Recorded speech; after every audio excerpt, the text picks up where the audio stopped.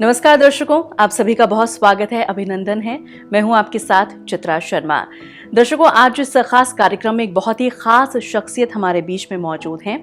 आप सभी को मैं बताना चाहती हूं कि आप HRIT के चेयरपर्सन रहे हैं और साथ ही साथ भारतीय जनता पार्टी से सांसद हैं, राज्यसभा सांसद हैं और इस पदवी का बहुत ही अच्छा सदुपयोग इन्होंने किया है। बहुत अच्छे अच्छे काम किए हैं, लोगों की हर तरह से मदद की है, समाज की मदद की है, देश की मदद की है। जी हाँ, मैं बात कर रही हूँ मिस्टर अनिल अग्रवाल जी की। तो चलिए सबसे पहले मिलकर हम अग्रवाल साहब का स्वागत करेंगे। नमस्कार सर, आपका बहुत स्वागत है।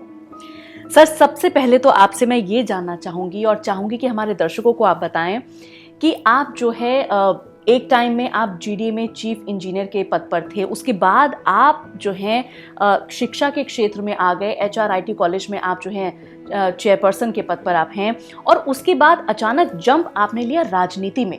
तो सर, ये सफर जो है GDA से शुरू होके राजनीति तक का जो ये सफर है, ये सफर कैसे शुरू हुआ आपका? क्या कहाँ से सर प्रेरणा मिली? नहीं, देखिए, जब 1985 में मैंने बीटेक किया तो जैसे एक नेचुरल होता है कि भाई गवर्नमेंट जॉब के लिए सब लोग तलाश करते हैं और 1985 में तो प्राइवेट जॉब उतने होते भी नहीं थे। तो उस समय डेवलपमेंट अथॉरिटी की सेवा में मैं आया और मैं 2004 तक बड़ा एक्टिव रहा सर्विसेज में। कुछ समय के लिए greater Noida industrial development authority में भी सीनियर मैनेजर प्रोजेक्ट इंडस्ट्रीज़ के पद पे रहा। लेकिन मुझे लगा कि सरकारी सेवा में आप जनता की बहुत लिमिटेड सेवा कर पाते हैं। अगर आपको ज़्यादा काम करना है, ज़्यादा सेवा करनी है, पब्लिक से कनेक्ट बनाना है, तो सरकारी पदों को छोड़ना पड़ेगा। हालांकि उस समय ये बड़ा मुश्किल था और सब लोगों ने मुझसे कहा 2004 में कि आप विकास प्राधिकरणों की सेवाएं छोड़ रहे हैं, ये बड़ा।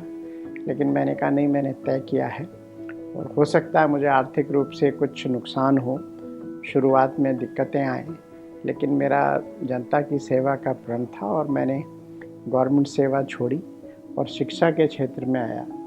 मुझे लगता है शिक्षा एक ऐसा क्षेत्र है जिसमें आपका व्यापक रूप से जुड़ाव होता है और आप बहुत सारे छात्रों को उनकी मेंटरिंग करके उनको एक अच्छा नागरिक बना सकते हैं, एक सफल व्यक्ति बना सकते हैं। और मुझे खुशी है कि आज HRIT परिवार के हजारों इंजीनियर, फार्मासिस्ट, होटल मैनेजमेंट से लोग, मैनेजमेंट के बहुत सारे हमारे छात्र आज बहुत अच्छे अच्छे पदों पे हैं।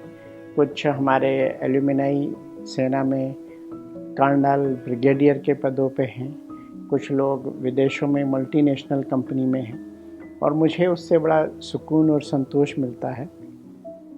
लेकिन 2014 4 से 10 साल में मुझे लगा कि सेवा का दायरा और बढ़ाना चाहिए और मैंने शिक्षा क्षेत्र से विधान परिषद का चुनाव लड़ा 2014 में। लेकिन ईश्वर को कुछ मंजूर और था और मैं फिर 2018 में राज्यसभा में विधिवत चुना गया और उसके बाद सब पूरी हिस्ट्री आपके साथ। और सर, आपका जो ये जज्बा रहा है, आपका जो ये सेवा भाव रहा है जनता के प्रति, इसको हम वाकई में सलाम करेंगे। क्योंकि सर, आजकल के माहौल में आप जैसी शख्सियत बहुत ही मुश्किल से मिलती है जो वाकई में जनता के प्रति समर्पित रहती है और जनता के प्रति इतना सेवा भाव मन में रखती है।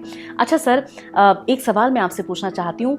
अब जैसा कि भारत जो है पहला ऐसा देश बन गया है, वैक्सीनेशन को लेकर मैं यहाँ पर बात कर रही हूँ, 100 करोड़ लोगों को वैक्सीनेशन लग चुकी है। मोदी जी ने जो ये अभियान की शुरुआत की थी और अब शायद हमको लगने लगा है कि जो एक सपना मोदी जी ने देखा था, आप सभी ने जो मिलकर देखा था देश के प्रति, जनता के प्रति, वो कहीं ना कहीं पूरा होता नजर आ रहा है। कोरोना के प्रति, कोरोना को कहीं ना कहीं हम लोग जो है इस जंग को जो है जीतते नजर आ रहे हैं। इस विषय में सर आप क्या कहेंगे? पहला भारत ऐसा देश बन गया है और मोदी जी ने बाकायदा इस पर भाषण भी दिया, जनता को संबोधित भी किया।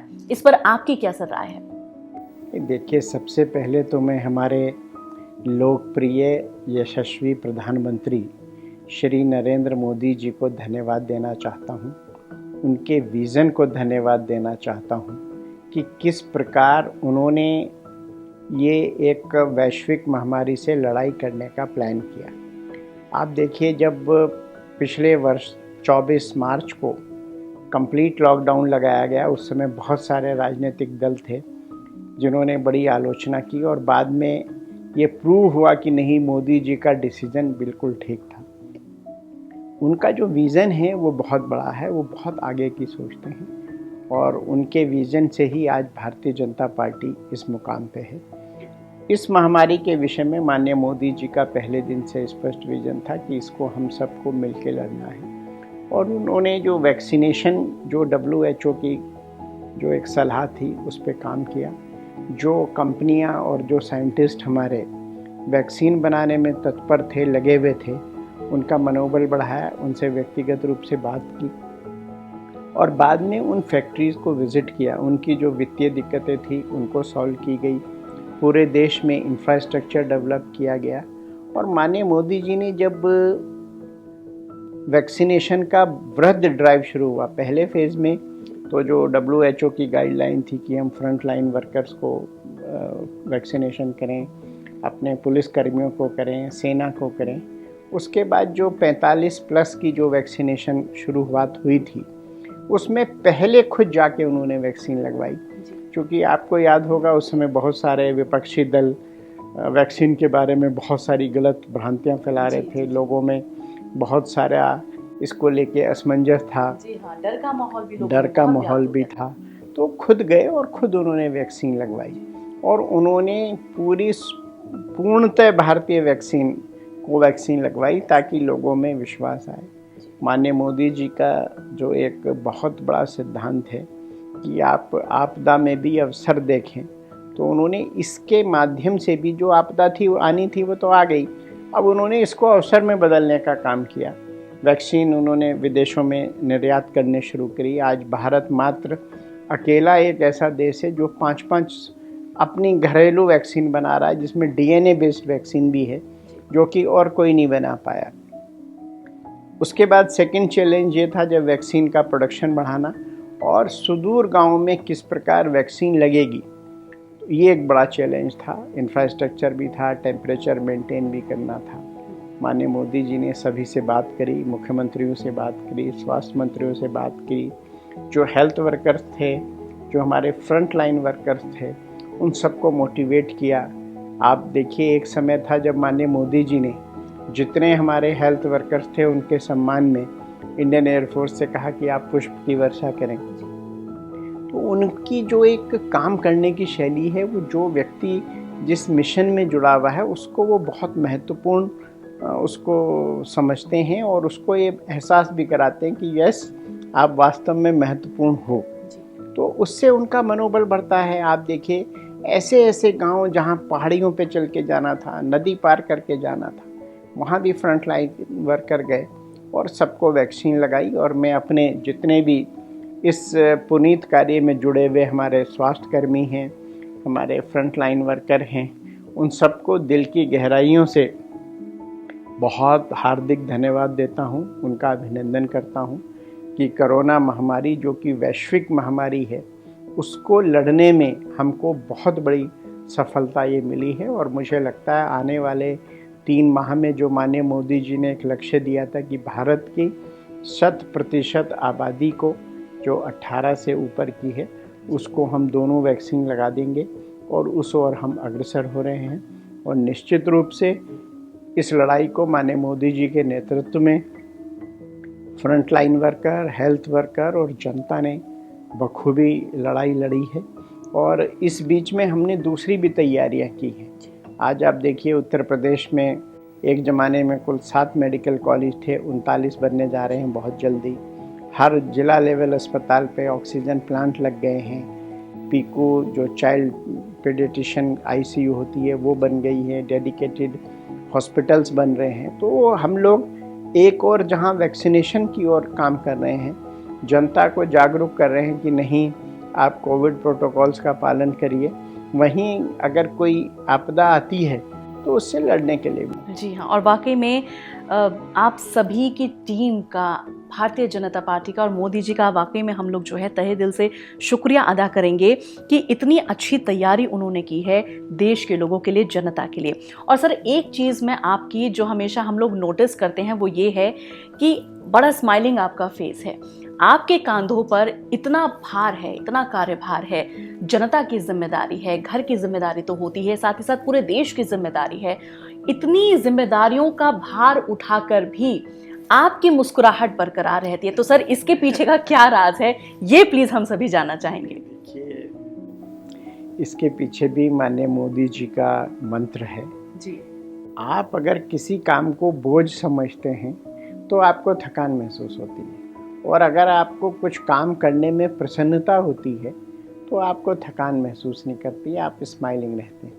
मुझे जनता की सेवा करना, शिक्षा से जुड़े रहना, खेलों से जुड़े रहना में प्रसन्नता होती है। रादर मैं उसमें मोटिवेटेड फील करता हूँ, एनर्जाइज्ड फील करता हूँ, और मुझे कभी सबसे सेवा करने में कभी भी थकान महसूस नहीं होती, मुझे अच्छा लगता है। सर वाकई में, और आपकी ये जो क्वालिटी है, हम चाहेंगे कि कहीं ना कहीं आपसे हम लोग प्रेरणा लें कि इतना कार्यभार, इतना प्रेशर लेने के बावजूद भी कैसे मुस्कुराया जाता है, अपने फील्ड को कैसे एंजॉय किया जाता है, ये कहीं ना कहीं अगर आपको सीखना है तो आप अग्रवाल साहब से सीख सकते हैं, है ना?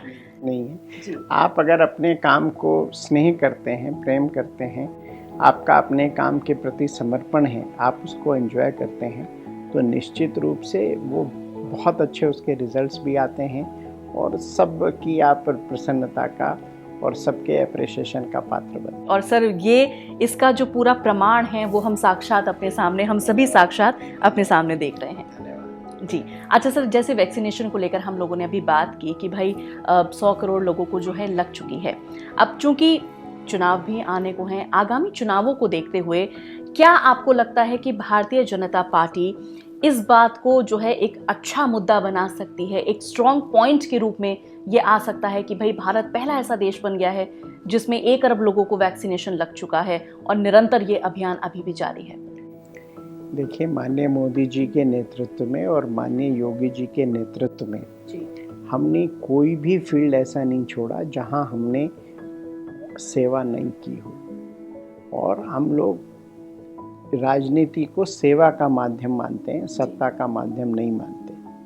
आप सबको वो पिक्चर याद होगी जब माननीय मोदी जी पहली दफ़ा संसद में गए तो उन्होंने संसद की सीढ़ियों पे बाकायदा दंडवत करके प्रणाम किया, नमन किया। ये उनका जो समर्पण का भाव है, ये उनको हर काम करने की प्रेरणा देता है। इसी प्रकार से हम लोग बहुत सौभाग्यशाली हैं कि उत्तर प्रदेश का नेतृत्व भी आदरणीय योगी आदित्यनाथ जी के पास है, जो पूरी सेवा भाव से 24/7 काम करते हैं। दोनों हमारे नेता, कोई छुट्टी नहीं, और रात को 12-1 बजे सोना और सुबह 6-7 बजे से काम शुरू कर देते हैं। आप देखिए, योगी जी ने जब कोरोना काल में उनके पिताजी की दुखद मृत्यु हुई, वो उसमें नहीं गए। उन्होंने कहा नहीं, मेरी जो मीटिंग्स हैं, 24 करोड़ की जनता की सेवा का मेरे ऊपर भार है, वो नहीं गए और उन्होंने सेवा कार्य निरंतर किया।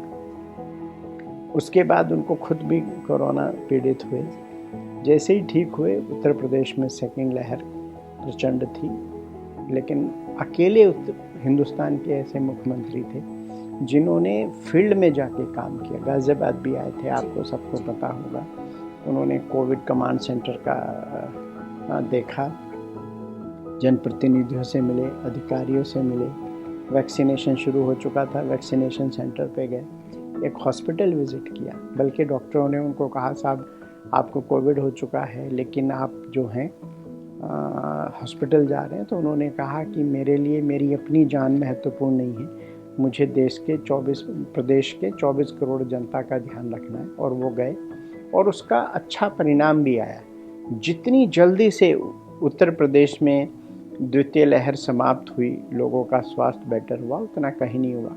24 करोड़ की आबादी के बाद भी उत्तर प्रदेश में अच्छा काम किया। यद्यपि कुछ दुखद घटनाएं भी हैं और उसका हम सबको दुख है, लेकिन जब वैश्विक महामारी होती है, आपके पास लिमिटेड स्कोप होता है, लेकिन उसमें भी भारतीय जनता पार्टी के हर कार्यकर्ता ने माननीय मोदी जी और योगी जी के नेतृत्व में काम किया। घर घर जाके हमने मास्क बांटे, सबको समझाया। गांव-गांव जाके जो निगरानी समितियां बनी थी उनको एक्टिव किया। निगरानी समितियों के पास बाकायदा हमने मेडिसिन किट भिजवाई। तो ये सारे काम थे। दूसरी ओर लॉ एंड ऑर्डर की सिचुएशन उत्तर प्रदेश में कितनी ख़राब थी सबको मालूम है। उस पर बहुत काम किया गया, इंफ्रास्ट्रक्चर डेवलप किया गया। पूर्व की बिजली की स्थिति और आज की बिजली की स्थिति में ज़मीन आसमान का अंतर है। उत्तर प्रदेश में नेशनल इंटरनेशनल एयरपोर्ट बढ़ रहे हैं, चारों ओर विकास हो रहा है। तो ये सारे मुद्दे ऐसे हैं जिनको लेके हम जनता के बीच में जाएंगे और मुझे पूर्ण विश्वास है कि जो काम और जो सेवा माननीय मोदी जी और माननीय योगी जी के नेतृत्व में हमने की है उसका जनता निश्चित रूप से हमको प्रतिफल देगी और भारतीय जनता पार्टी पिछली बार से भी बेहतर आने वाले चुनाव में प्रदर्शन करेगी। आपके साथ साथ सर हम सभी ये कामना करते हैं, हम सभी ये दुआ करते हैं कि जो जो बातें आपने कही हैं 100% ये बातें जो हैं संपूर्ण हो जाएं। चलते चलते जनता को किस तरह से संबोधित करना चाहेंगे सर? नहीं, मैं देश की जनता को नमन करता हूँ, प्रदेश की जनता को नमन करता हूँ और मैं एक ही बात कहना चाहता हूँ कि आप लोग माननीय मोदी जी और योगी जी पे विश्वास रखिए। जिस प्रकार उन्होंने सेवा की है ये और बढ़ेगी और आने वाले समय में आपको लगेगा कि और काम हो रहा है। अभी तो जो पिछली दिक्कतें थे उनको दूर की है। जैसे आज मैं एक बहुत ज्वलंत प्रश्न की ओर आप सबका ध्यान दिलाना चाहता हूँ। जैसे बहुत सारे हमारे भाई मुझसे मिलते हैं कि साहब पेट्रोल डीजल के दाम महंगे हो गए। माननीय मोदी जी चाहते तो इसको कम कर सकते थे, जैसे मनमोहन सिंह ने किया। मनमोहन सिंह जी ने क्या किया, उन्होंने ऑयल बॉन्ड जारी कर दिए, जिसकी वजह से उस समय तो तत्कालिक लाभ हुआ, लेकिन आज उन ऑयल बॉन्ड्स का मूल धनराशि भी दी जा रही है, ब्याज भी दिया जा रहा है। माननीय मोदी जी के पास भी ये विकल्प होता कि वो इसको आगे कैरी फॉरवर्ड करते, लेकिन अल्टीमेट देश की जनता बहुत बुरी तरह से पिसती। माननीय मोदी जी हर चैलेंज को अपने स्वयं उस चैलेंज को लेते हैं और जो भी कठिनाइयाँ उनको फेस करते हैं। अभी माननीय मोदी जी ने विश्व के जितने भी ऑयल प्रोड्यूसिंग कंपनीज़ हैं उनके सीईओ से बात की और जो हमारी इंटरनल रिफाइनरीज़ हैं उनका प्रोडक्शन बढ़ाया जा रहा है। तो आने वाले समय में आप ये देखेंगे कि ऑयल के प्राइस भी, ये माननीय मोदी जी दीर्घकालीन योजना पे काम करते हैं, ऑयल प्राइसेस कम होंगे।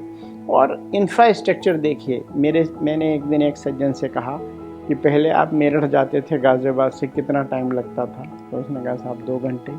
हमने कहा आज कितना समय लगता है? बोले साहब 35-40 मिनट। तो मैंने कहा अगर आप उस 2 घंटे के डीजल की वैल्यू निकालें और 35 मिनट के डीजल की वैल्यू निकालें तो भी कम है, और हम ऑयल प्राइसेस और कम करने पे काम कर रहे हैं। तो हर फ्रंट पे काम किया जा रहा है, इसलिए मुझे पूर्ण विश्वास है और जनता का सहयोग तो निश्चित रूप से अपेक्षित है।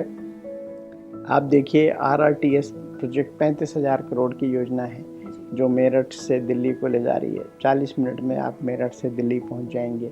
ईस्टर्न वेस्टर्न पेरिफेरल कितने सालों से लटका पड़ा था, वो सारी परियोजनाएं पूरी कराई गई। हिंडन एयरपोर्ट पूरा कराया गया। मेट्रो का काम शुरू हुआ, मेट्रो की अब स्पीड बढ़ाई जा रही है। जब मोदी जी आए थे उस समय बहुत कम किलोमीटर मेट्रो था, अब बहुत विस्तृत और विस्तार किया जा रहा है, रैपिड चल रही हैं। कानपुर, आगरा, बनारस, लखनऊ, सब जगह मेट्रो का विस्तार किया जा रहा है। तो ये विकास जो है ना वो निश्चित रूप से जनता के सहयोग से चल रहा है और उसका आने वाले समय में अच्छा फल मिलेगा। हम लोग जाति धर्म की राजनीति नहीं करते हैं। कुछ लोग जो बात करते हैं केवल जाति की कि साहब ये फला बिरादरी, हम लोग उस सबका साथ, सबका विकास, सबका विश्वास, माननीय मोदी जी के नारे को हम लोग जनता के बीच में लेके जाएंगे और सबसे उसी आधार पे हम लोग अपना काम कर रहे हैं और करेंगे। और यहाँ पर जनता से भी मैं एक बार अपील करना चाहती हूँ कि भाई आपका साथ भी बहुत ज़रूरी है। जब तक आपका साथ रहेगा तब तक सभी विकास संपन्न होता रहेगा। इसलिए धैर्य के साथ अपने साथ को भारतीय जनता पार्टी के साथ बनाए रखिए। सर, आपने अपना कीमती समय हमें दिया, आप हमारे स्टूडियो में आए, आपका बहुत बहुत धन्यवाद। नमस्कार सर। नमस्कार दर्शकों।